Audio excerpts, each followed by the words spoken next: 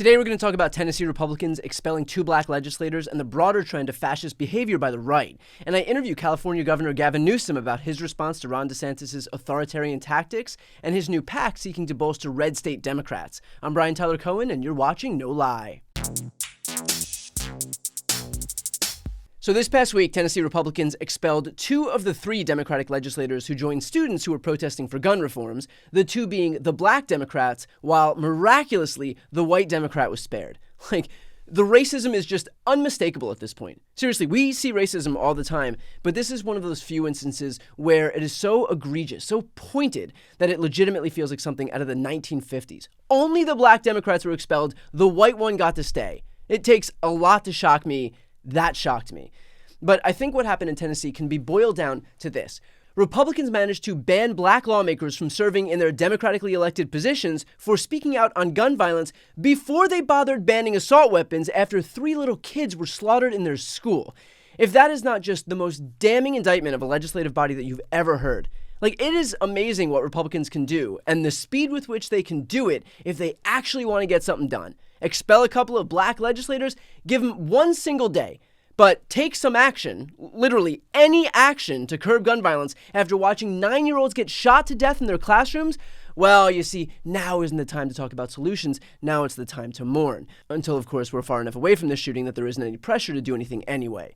In fact, it's not just that Tennessee Republicans aren't taking action on gun violence. They're actually working to loosen gun laws. There's a bill moving through the state Senate that would lower the minimum age for carrying guns from 21 to 18. The House version of that bill would allow for the open or concealed carry of any firearm, not just handguns, but including AR-15s. This is still in the process of being passed by Republicans even after this shooting in Nashville. So if you're wondering what kind of people could expel lawmakers for the crime of standing with students who are protesting the inaction of legislators while their classmates are being slaughtered, it's the kind of people who view their mandate here as to actually make it easier for people to get their hands on guns. Just utter insanity. And look, what's happening in Tennessee isn't surprising. This is their playbook to a T. But the chilling part here is how this kind of behavior isn't isolated to just one state's Republican Party. In Texas, for example, Republicans introduced a bill on polling places on college campuses because not enough students are voting for them. Republicans in Wisconsin, of course, have floated the idea of impeaching newly elected Supreme Court Justice Janet Protasiewicz. In North Carolina, they're looking to use their new supermajority to re-implement a gerrymander that the state Supreme Court already ruled was unconstitutional. Just abject fascism, a wholesale denial of democracy by a party that recognizes that their only path to survival is ensuring that the majority of voters aren't able to make their voices heard. And here's the thing. Imagine taking all of these steps, all to avoid just adopting an agenda that someone might want to, vote for. Imagine your principles, your platform being so horrible, so unpopular, and you being so married to that horrible, unpopular agenda that your only course of action here is just to ensure that you win because you cheated, because you rigged the system. Again, this is not democracy, it is fascism. And if you watch my videos, you know that I don't throw that word around because I don't want to cheapen it, but we might as well call it exactly what it is. And by the way, that agenda that they're rigging the system in service of, here's just a small sampling from just the last few days. In Idaho, Republicans have passed a law preventing interstate travel for abortions. In Florida, Ron DeSantis just loosened gun restrictions in a closed-door bill signing. Now, obviously, none of this is popular enough to pass with a majority, and Republicans clearly know that, which is why all of this happens alongside their voter suppression efforts. But here is the silver lining, and there is a silver lining. In Wisconsin, which is basically a 50-50 state, that's a state that Democratic Governor Tony Evers won by a 3-point margin this midterm cycle, and that Senator Ron Johnson won by a 1-point margin this midterm cycle. So a true toss-up state. The liberal candidate for the state Supreme Court, Janet Protasiewicz, won by 11 points. Why? Because abortion rights were on the ballot, because fair maps were on the ballot. And apparently, a really good way to mobilize people in a democracy is by trying to strip that democracy away. And so now, for the first time in 15 years, liberals control the court in Wisconsin, which may very well mean that if and when we see new maps, liberals may then control the entire state legislature in Wisconsin. And even better, as far as this race is concerned, among students, their turnout was between 74% and 97% of general election turnout. That means they virtually matched turnout for a spring state Supreme Court race. That is quite literally unheard of. At the University of Wisconsin-Madison, that turnout number was as high as 97% of fall turnout. At University of Wisconsin-Eau Claire, it was 91% of fall turnout. UW-Green Bay had 78% of turnout. And in those precincts, Judge Janet got 75 to 85% of the vote. Young people are turning out and they are voting for Democrats, which, by the way, is why Republicans are trying their hardest to restrict voting on college campuses. And that, I should note, is the dumbest fucking thing I could think of. Because guess what happens to college students after a few years when they graduate? They leave that campus knowing that the only reason that their right to easily cast a ballot was stripped away from them is because of the Republican Party. Like, talk about losing the future. In fact, here's former Governor Scott Walker identifying that young voters are the problem, and here's the excuse that he gives. The larger issue here, we've seen it particularly in Wisconsin, but across the country, is younger voters.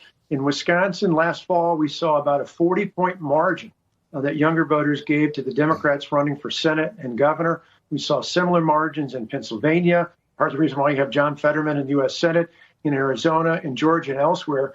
And just this week in Wisconsin, we don't yet know the numbers by age, but we do know that Dane County, which is where the University of Wisconsin's flagship campus is at, about 50,000 students are enrolled there. Dane County cast more ballots in the race for the Supreme Court than the largest county in the state, Milwaukee County.